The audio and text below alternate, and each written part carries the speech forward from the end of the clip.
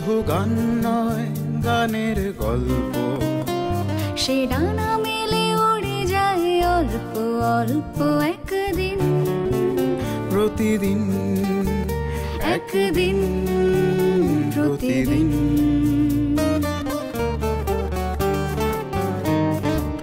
কেন সে গান গায় সে কথা অজানা, সে সর সন্ধির সন্ধিতে নিশানা। কেন সে গান গায় সে কথা অজানা, সে সর সন্ধির সন্ধিতে নিশানা। সে কাকে ডাকে কে মনে রাখে, আলো ছায়া মাখা হারানো দিন।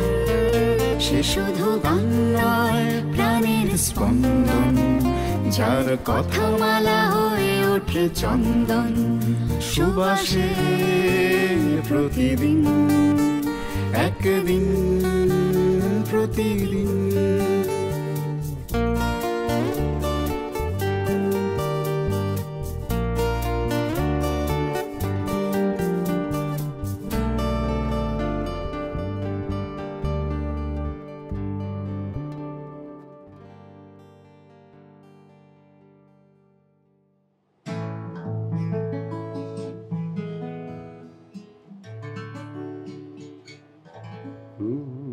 জানলা খোলা শহর জুড়ে, আর চোখ ভেজানো মেঘ ও পারে, উকি ঝুঁকি শহর তোমায় খুঁজেছে বারে বারে।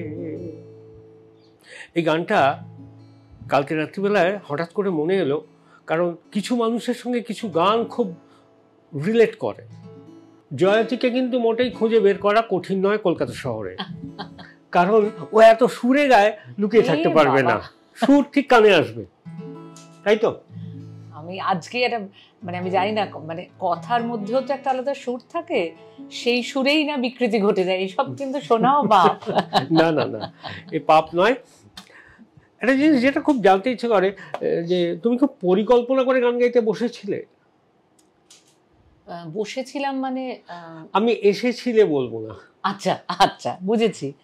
মানে প্রাথমিকভাবে গান গাইতে বসাই আমার মনে হয় না আমি কোনোদিনই সেটা খুব একটা করেছি বলে। মানে বসেছিলাম ইন দ্য সেন্স, যদি আমি ধরে নিই যে আমার পরিকল্পনা শব্দটা যেহেতু তুমি ব্যবহার করলে, আমার সেহেতু মনে হচ্ছে যে কোনো রকমেরই পরিকল্পনা ছিল না। শুধু গান গাইবো, গান শিখবো, নিজের ভালো লাগার জন্য গাইবো, এই বোধটাও অনেক পরে তৈরি হয়েছে। এটা বাবা মা যেমন ছোটবেলা থেকে জোর করে এটা শিখতে হবে, এটা শেখা উচিত, এইভাবে যেভাবে শুরু করেন, আমার ঠিক শুরুটা সেভাবেই হয়েছিল। তাই পরিকল্পনা আলাদা করে একেবারে ছিল না। কিন্তু এটা ঠিক, যখন গান প্র্যাকটিস করতে বসেছি বা যখন আমার মনে হয়েছে যে এই সাবজেক্টটা আমার পড়াশোনার পাশাপাশি একটা বিষয় যেটা আমাকে রেগুলারিটি মেনটেন করে করতে হবে, তখন সিনসিয়ারিটি দেখিয়েছি। মানে অন্তত সিনসিয়ার ছিলাম। এখন ফাঁকি মারি, মানে নিজেকেই নিজে একটা অনুশাসনে রেখেছিলে তো তখন থেকে? মানে না রাখার কোনো জায়গাই ছিল না, কারণ আমার মা অসম্ভব স্ট্রিক্ট, বাবাও তাই। মানে আমি এটাই ভাবি এখন, যে এখনকার যে জেনারেশন এখন অনেক ভালো আছে, এখনকার জেনারেশনে প্রচুর ভালো আছে, কিন্তু নিজের একটা বলা বক্তব্য, আমার বক্তব্যেরও একটা মূল্য আছে, এই বোধটা এখনকার ছেলে মেয়েদের অনেক বেশি, অনেক বেশি। অবশ্যই সেটা আমাদের ছিল না। মানে আমাদের বিকেলবেলা বসতে হবে, মানে বসতেই হবে, প্রপার টাইমে বসতে হবে, যে সময় নিয়ম করে স্কুল যেতে হয় সেরকম নিয়ম করে বিকেলে গানের রেয়াজে বসতে হবে, ব্যাস, কোনো এপাশ ওপাশ নেই। আমার আজ ইচ্ছে করছে না এটা বলার কোনো অধিকার ছিল না। এই জন্যে মানে ধন্যবাদ প্রাপ্য কিন্তু তোমার মা এবং বাবার। একদমই একদম ওই অনুশাসনটা ছিল বলে আমরা জয়তীকে পাচ্ছি, পেয়েছি। এটা খুব প্রয়োজনীয়। মানে পৃথিবীতে একটা ব্যালেন্স খুব তৈরি হয়, যে একটা রেজিমেন্টারি কালচারের মধ্যে আমরা চলছি, এই যে কন্টিনিউয়াসলি একটা আইটি, তার প্রযুক্তি, তো তার মধ্যে তো গান বাজনা, কবিতা, ছবি আঁকা, তো একে বাঁচিয়ে রাখতে হবে। তো নিশ্চয়ই দৃষ্টান্তমূলকভাবে বাঁচিয়ে রাখা। সংস্কৃতি ছাড়া তো কোনো জাতি বাঁচে না, সংস্কৃতি ছাড়া কোনো মানে কালচার ছাড়া কিন্তু বেসিক্যালি আমাদের অস্তিত্ব একেবারে নড়বড়ে, একেবারেই নড়বড়ে। আচ্ছা, এই যে সঙ্গীত, এটা যে সার্বিকভাবে তোমার জীবন বোধের সঙ্গে জড়িয়ে যাওয়া, ধরো খুব ছোটবেলায় বোঝা যায় না, কিন্তু যখন তুমি মানে কিশোরী হচ্ছ, যে সেই পিরিয়ডটা, সেখান থেকে আরেকটু বড় হচ্ছ, কলেজ লাইফ আসছে, এই যে সার্বিকভাবে জীবনবোধের সঙ্গে জড়িয়ে যাওয়া খুব কঠিন একটা সময় তোমার মনে হয়েছে তোমার স্কুলের একটা ঘর, একটা গানের ঘর তোমার, সেটা খুব নিজস্ব জায়গা হয়ে উঠলো। এটাকে তুমি কিভাবে ব্যাখ্যা করবে?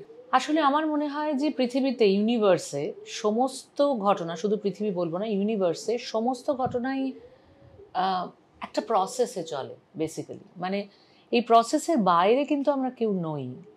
আমার 17 বছর বয়সে আমার বাবার চলে যাওয়া এবং 17 বছর বয়সে আমার ক্লাস 11 তখন, সেই সময় মাল্টিপারপাস স্কুলের ওই উত্তর পশ্চিমের ঘরটা আমাকে একটা আশ্রয় দিয়েছিল। সেটা কিভাবে হয়েছিল, কেন ঘটেছিল, এটা আমি জানি না। আমি এটা পরে রিয়েলাইজ করতে থাকি বা পেরেছি হয়তো। শূন্যতা বলে কিছু হয় না, মানে যে জায়গাটা শূন্য হয় সেটা পূর্ণ করার জন্য সবসময় ইউনিভার্সে একটা অপশন আছে। দেখো, একটা খুব দামি কথা তুমি সহজভাবে বললে, যেটা আমাদের বাংলায় সাহিত্যিক বলেছিলেন ঠিক একইভাবে, যে শূন্যটা যেটা দেখছো ওই শূন্যটাই জগৎ। ঠিক ঠিক ঠিক একইভাবে এটা আমরা বনফুলের একটা গল্পের মধ্যে পাই, যে একটি ছেলে, সে খুব হেল্পলেসলি সে চলে এসছে। এটা যে কোনো মানুষেরই জীবনে তো হতে পারে, যে কোনো মানুষের জীবনেই হয়। আমি খুব রিলেট করতে পারি। তুমি বলে 17 বছর, আমার ওই একই ঘটনা জীবনে 16 বছর, এবং তারপরে সেই আশ্রয় কোথাও সেটা গানের মধ্যেই লুকিয়েছিল, সেটা কবিতার মধ্যে লুকিয়েছিল। এইভাবে তুমি অত্যন্ত লাকি যে মাথার উপর থেকে ছাদ চলে যাওয়ার পরেও গান বাজনাটুকুকেই তুমি তোমার সম্বল করতে পেরেছো। এটা সবাই তো পায় না, বিশেষত ছেলেদের ক্ষেত্রে আমাদের সমাজে এটা এখনো খুব কঠিন। তো সেটাই, মানে আসলে আমরা যারা ভীষণ একা, আমি নিজেও ভীষণ কিছু কিছু সময় খুব একা থাকতে ভালোবাসি। একাকিত্ব আমি কিছু সময় খুব এনজয় করি, সব সময় নয়, বললে মিথ্যা কথা বলা হবে। কিন্তু আসলে কিন্তু সেটার মধ্যে আমরা একটা পূর্ণতা পাই বলে এটা এনজয় করি। যদি শুধুই ওই একাকিত্বটাকে এনজয় করতে না পেরে দুঃখে বিষাদে মগ্ন হয়ে থাকতাম, তাহলে কিন্তু আমি ওটার থেকে বেরোতে চাই না। কারণ মানুষ প্রতি মুহূর্তে প্রত্যেকটা দিন ভালো থাকতে চায়। তো আমার ওই আশ্রয়টা আমাকে নিজেকে চিনতে শিখিয়েছিল। কি চিনেছিলাম জানি না 17 বছর বয়সে, কিন্তু কোথাও একটা আমার গানের রেয়াজ, আমার ওই ঘরটা আমাকে ঘিরে ধরা, ওই যে তানপুরার আওয়াজ, ওই যে একটা অসম্ভব, আর একটা কৃষ্ণচূড়া গাছ দেখা যেত জানলা দিয়ে। তো ওই ঘরে কেউ থাকতো না, যখন যখন ক্লাস হতো না আমি তখনও গিয়ে বসে থেকেছি। তো ওটা কোথায় একটা ইমেজারি তৈরি হয়ে যাচ্ছে মনের মধ্যে একদম। এবং আমি এখনো এই যে বলছি, আমার চোখের সামনে ঘরটা আছে এখন। ওই ঘরটার একটা আলাদা অবদান আছে আমার জীবনে। ওটা থেকে যায় সারা জীবন, ওটা থেকে যায়। মানে ওখানে হয়তো আমি আমার বাবাকে আরো অনেক বেশি করে পেয়েছি। ওখানে আমি আমার একা যে সময়টা তানপুরার সাথে রেয়াজ করতে করতে, গান করতে করতে, সব সময় সব ক্ষেত্রেই বলছি, যেভাবে কাটিয়েছি, কেঁদেছি, হেসেছি, কখনো খুব আনন্দে ভেসেছি, এই প্রত্যেকটা জিনিস কিন্তু আমার একটা স্পিরিচুয়াল কানেকশন তৈরি করেছিল হয়তো সেই বয়স থেকে, যেটা খুব দরকার ছিল, খুব প্রয়োজন ছিল, নিশ্চয়ই প্রয়োজন ছিল। মানে একটা মানে নন্দনতত্ত্বের ব্যাখ্যাও যদি বলা যায় বা অ্যাস্থেটিক্সও যদি বলা যায়, তার সঙ্গে স্পিরিচুয়াল কানেকশন ভীষণ, আর এটা তো হতেই হবে, একটা রুট তৈরি করে দেয়। এটা হতেই হবে, এটা হতেই হবে। তুমি স্পিরিচুয়ালি যদি ইনক্লাইন্ড না হও, তুমি কিছুতেই গান বাজনা করতে পারবে না। শ্রুতি কোথা থেকে ধরবে, স্বর তো চিনিয়ে দেবে যে কেউ, শ্রুতি আমরা কোথা থেকে, এটা সম্ভব নয়। মানে স্পিরিচুয়ালিটি মানে কিন্তু আমি বলছি না ঠাকুর দেবতা সারাক্ষণ পুজো আচ্ছা করা, এইটার কথা কিন্তু আমি বলছি না। স্পিরিচুয়ালিটি সামথিং ডিফারেন্ট, সামথিং মানে বিয়ন্ড দ্যাট লেভেল, যেখানে তোমার অনেস্টি, যেখানে তোমার ডেডিকেশন, যেখানে তোমার নিজেকে নিজের অনুপ্রেরণা দেওয়া, এই প্রত্যেকটা জিনিস বোধহয় একটা জায়গায় এসে বেঁধে থাকে। সেটাই বোধহয় স্পিরিচুয়ালিটি।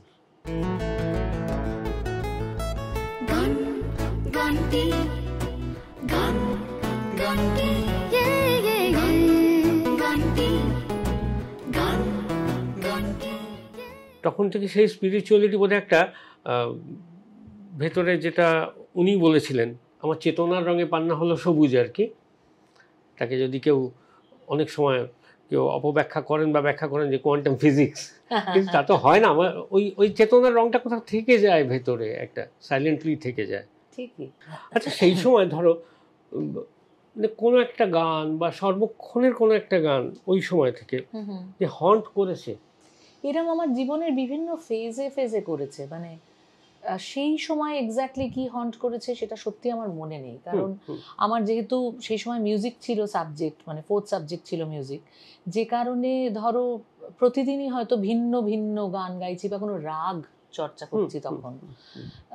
সেই জন্য কোনো পার্টিকুলার গান হয়তো মনে পড়ে না, তবে জীবনের বিভিন্ন ক্ষেত্রে বা বিভিন্ন ফেজে আমি বলবো কিছু কিছু গান আমাকে চেপে ধরে, এখনো ধরে। ধরো তুমি তোমাকে চিনছো যে সময়টা থেকে, যে অনেকগুলো সেই সময় তো ওই বয়সন্ধিকালের একটা যুক্তি তৈরি হয়, নানা রকম ইমেজারি তৈরি হয়।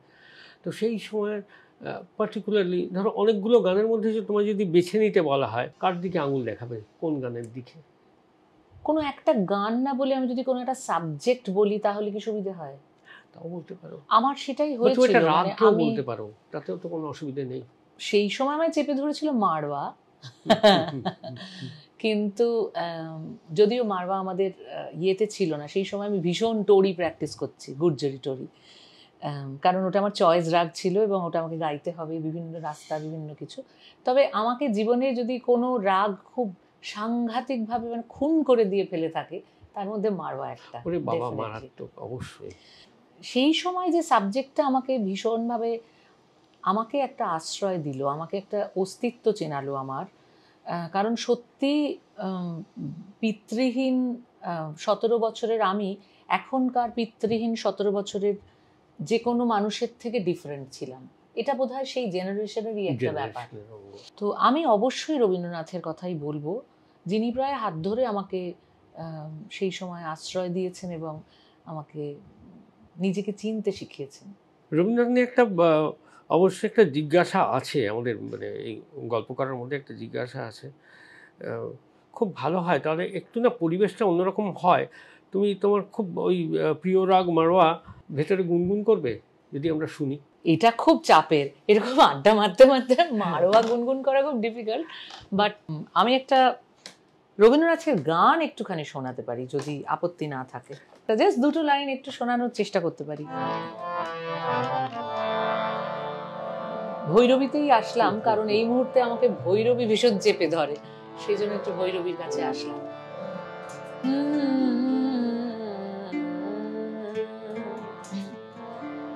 তুমি একটু কেবল বসতে দিও কাছে, আমায় শুধু ক্ষণিক তরে, আজি হাতে আমার যা কিছু কাজ আছে, আমি সাঙ্গ করব পরে, তুমি একটু কেবল বসতে দিও কাছে, আমায় শুধু ক্ষণিক তরে, আজি হাতে আমার যা কিছু কাজ আছে, আমি সাঙ্গ করব পরে, তুমি একটু কেবল বসতে দিও। মানে এটা একদম ডিরেক্টলি তার কাছে চাওয়া। একদম। এই যে আমি স্পিরিচুয়ালিটির কথা তোমায় বলছিলাম না, আসলে এই যে আমারও কিছু দিতে চায় মন, এই যে দিতে চাওয়ার যে বাসনা, আমার কিছু না থাকলে তো আমি দিতে পারবো না। এবার আমার আছেটা কি, আমার যেটা আছে সেটা তার থেকেই পাওয়া, আবার তাকেই দিতে আমার ইচ্ছে করছে প্রচন্ড।